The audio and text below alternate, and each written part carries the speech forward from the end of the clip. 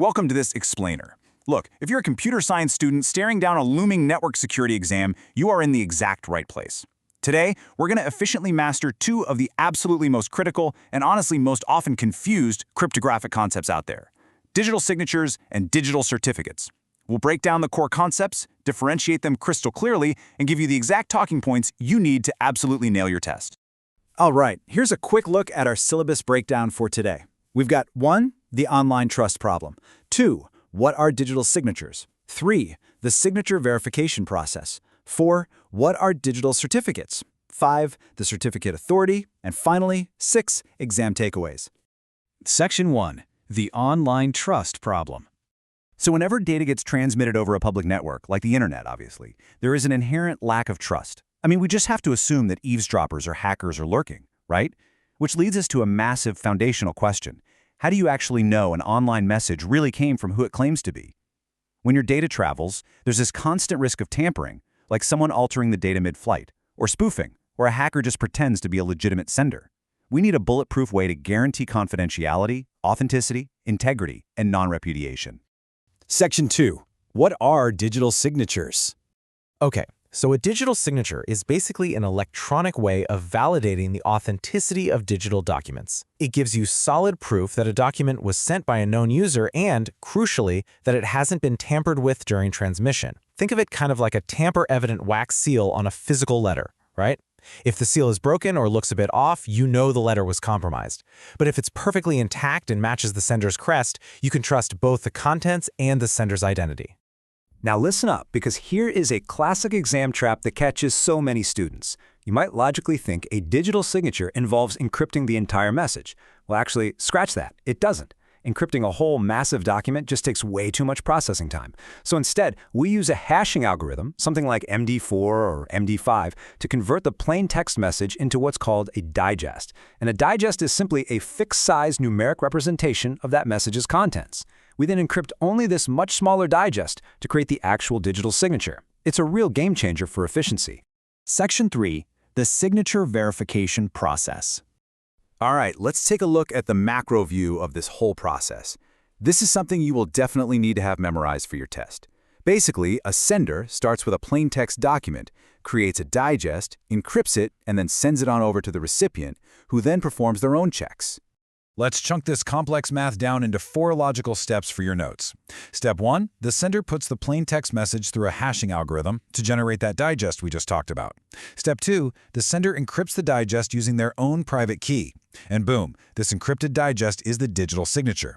They then send both the plain text document and the signature over to the recipient.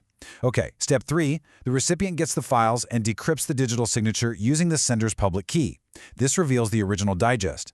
Finally, step 4, the recipient runs the plain text document through the exact same hashing algorithm to generate a brand new digest. If this new digest perfectly matches the decrypted digest, verification is complete. The document is legit and hasn't been tampered with. Section 4. What are digital certificates? So, our digital wax seal system sounds pretty great, right? But it exposes a really critical flaw. What if the public key itself is forged? Think about it. The whole digital signature system entirely relies on the recipient using the sender's public key. But what if a hacker intercepted the communications and sneakily swapped in their own public key while pretending to be your friend, or worse, your bank? The math would still work out perfectly, but you'd be communicating securely with a cybercriminal. The recipient literally cannot be completely certain the message came from a legitimate source. To fix this glaring issue, we clearly need an even more robust system to anchor our trust. Enter the digital certificate. A digital certificate is an electronic document used to firmly prove the online identity of a website or an individual. It contains the public key, right alongside information identifying the exact owner. You can really just think of it as a digital passport. It securely ties a specific public key to a verified identity, so you know exactly who you're talking to without a shadow of a doubt. Section 5. The certificate authority. Now, just like a real-world passport is pretty much worthless unless it's issued by a recognized government body, our digital certificate requires an independent, trusted issuer. When a user or a company wants one of these digital certificates, they first generate a public and private key pair. They keep that private key absolutely secret, but they send their public key, along with their identity details, in an application to a certificate authority. These are commercial organizations like Symantec or Intrust. The CA then independently verifies exactly who they are. Once everything is verified, the CA builds out the digital certificate. It's going to include a version and serial number, validity dates, start and expiry, the user's public key, and their user or company ID. But here is the absolute genius part. To prove the certificate is actually legitimate, the CA condenses all of these exact details, hashes them, and uses its own private key to slap a digital signature right onto the bottom of the certificate. When your web browser sees that CA signature, it knows the public key enclosed within the certificate is authentic and completely safe to use. Section 6. Exam Takeaways.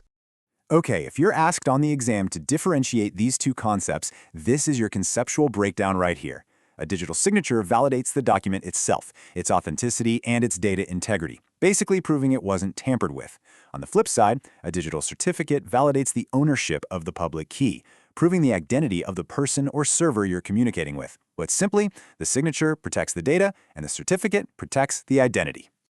Consider this your ultimate exam cheat sheet. Seriously, memorize these bullet points.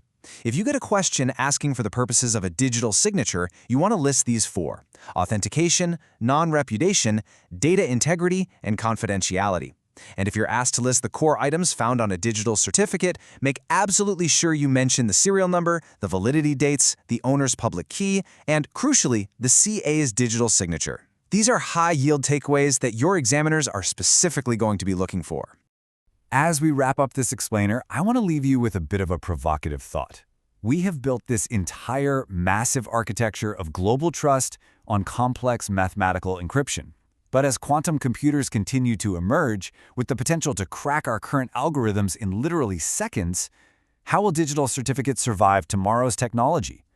It's a pretty fascinating question, and it really underscores the ever-evolving, high-stakes nature of network security. Keep that in the back of your mind as you continue your studies. Thanks so much for joining me for this explainer, and hey, good luck on that exam.